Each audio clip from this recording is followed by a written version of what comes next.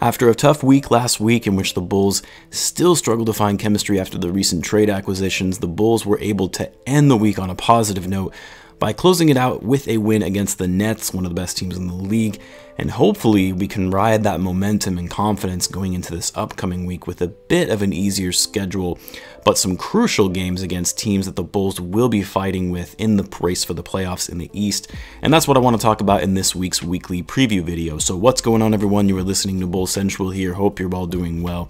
Before I get into the video, if you missed my video from earlier this morning, it was discussing a question that was posed to me from one of my viewers around whether the Bulls would be in a better position now if they had drafted Tyrese Haliburton over Patrick Williams. And it was a bit clear to me that a lot of people simply read the title without actually watching the video, so I received a lot of comments from folks on how could I possibly say that drafting Patrick Williams wasn't the way to go. Well, in the video I mentioned that it's possible the Bulls would be slightly better, if they had drafted Haliburton, mainly because the Bulls have struggled at the point guard position, and Haliburton has been a really impressive point guard with his ability to play make and run an offense in his rookie season. But long term, no, I think Patrick Williams has a much higher ceiling. He will be a better fit for the Bulls, and no, drafting Patrick Williams was not a mistake at all. So I wanted to make that clear for those who didn't actually watch the video and just saw the title.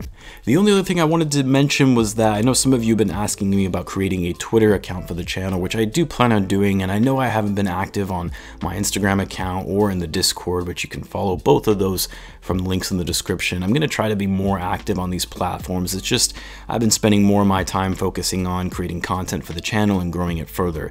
And then finally, quick shout out to all of you who downloaded the Viget app using my referral code. If you missed my earlier videos, I have partnered with an app called Viget that is a gamified sports app that allows you to bet on real sporting events using fake money, and that fake money can actually win you real prizes, and it's for free. The app is free and the betting itself doesn't cost you anything, so feel free to check it out if you're interested. The link to the app and my referral code are in the description. And now that we got that all out of the way, let's talk about this week's upcoming list of games for the Bulls, because this is a critical week, which I know every week is critical at this point when you're winding down towards the end of the season, but the reason this week is important, well, one, because the Bulls are just coming off a 6-game losing streak, so the margin of error is slim when you fall into a hole like that in terms of the number of losses when competing for a playoff spot. But on top of that, the Bulls are facing 3 teams that they're going to be competing with in the East playoff race, starting off tomorrow with the Pacers, followed by the Raptors on Thursday, and then the Hawks on Friday in a traveling back-to-back, and then closing out the week on Sunday against the Timberwolves. All of the games are going to be on the road, so another long road trip for the Bulls. However, these games should be a little bit easier than last week, given the Bulls were playing some of the best teams in the league. But even with that being said, I mean, we all know no game is guaranteed or easy in the NBA, especially when you know the Pacers, Raptors, and Hawks. They know that they're going against a team that they can make headway with in the standings for the playoffs if they can secure wins. So for these upcoming games for the Bulls, it's really about who wants it more. Who wants it more and getting a spot in the playoffs. Now, with the Bulls coming off that game that they had against the Nets, my hope is the momentum is there to ride that confidence in these games, knowing that this team is finally starting to gel together and going into these games that, you know, when things are clicking, that they can beat anybody. Now, for the game against the Pacers, you know, this team has been struggling quite a bit recently with, a number of injuries that they've had. And for a team that was above 500 to start out the season, they were top 4 in the East at one point, to now being 4 games below 500 and sitting 9th in the standings, 2 full games ahead of the Bulls. So for the Bulls to be able to gain a full game on a team like the Pacers in the standings is really key, and to edge closer into that top 8 spot in the East, especially when the Pacers have been struggling to get their offense going recently. The Bulls did beat the Pacers the last time these two teams met in a well-fought game in Indiana that went into OT. Now, Brogdon and Sabonis, arguably the Pacers' 2 best players, they did not play in their last game, which was on Saturday. No update has been shared on their status for tomorrow's game, at least at the time of this recording.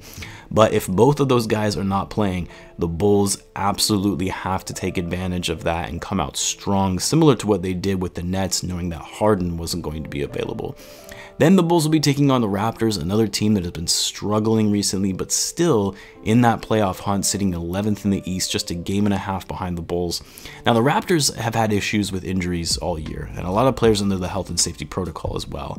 But now with Siakam healthy, Lauri, he wasn't moved before the deadline. A lot of people thought that was going to happen, although he is currently out due to a foot injury. Then you have Van Fleet, who's currently still day-to-day, but is expected to play by Thursday. And then also, I imagine that, this team will start improving once their roster starts becoming more available to play. And they're actually a very talented team. They've just been struggling not having all of their key players in the lineup. And of course, they did just come off that 53-point drubbing against the Warriors to give them a little bit of boost of confidence. Then the Bulls will play their second end of a back-to-back, traveling to Atlanta to take on the Hawks, a team that has been playing very well recently since firing their head coach. They have won 12 of their last 16 games and have positioned themselves nicely in the Eastern Conference, currently sitting 4th and just 5 games ahead of the Bulls. This will be an interesting game because the Bulls have not seen the Hawks since their opening game, in which the Hawks absolutely dominated us in a pretty embarrassing game. The Hawks were jumping around and dancing, getting pretty cocky throughout that one.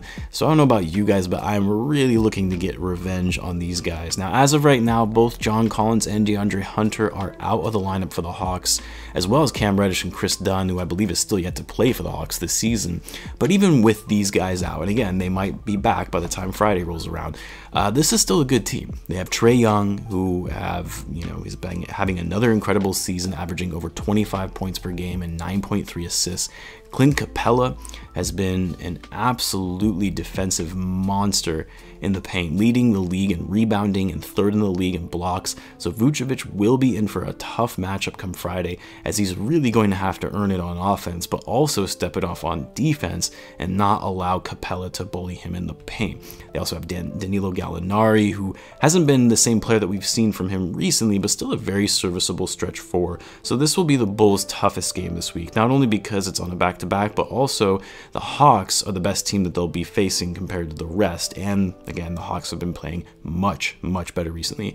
The Bulls also run into problems against highly skilled offensive point guards, which they'll see in Trae Young. And the Bulls will have to rely more on their outside shooting with someone like Capella in the paint. And we know the Bulls have really had issues shooting from behind the arc in recent games.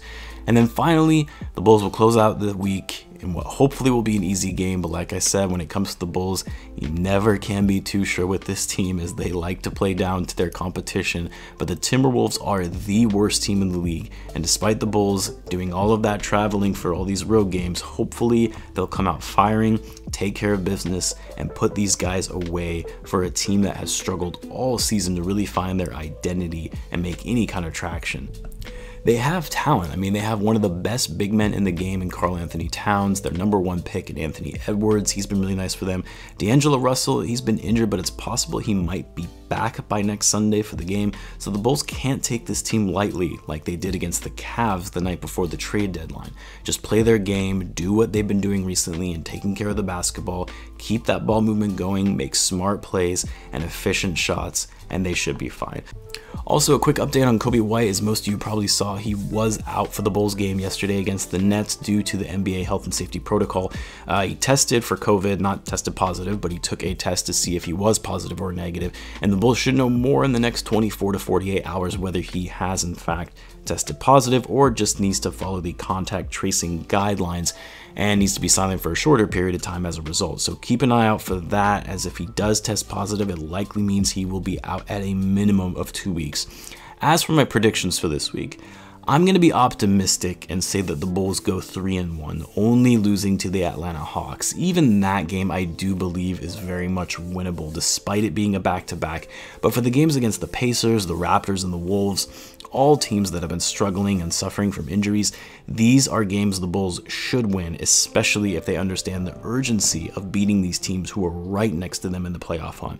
I want to hear what your guys' predictions are, though. How do you think the Bulls will fare in the 4 games for this week? Let me know in the comments below, and as always, be sure to subscribe if you're a Bulls fan, as I post daily Bulls content. Thanks again for tuning in, guys, and I will catch you in the next one.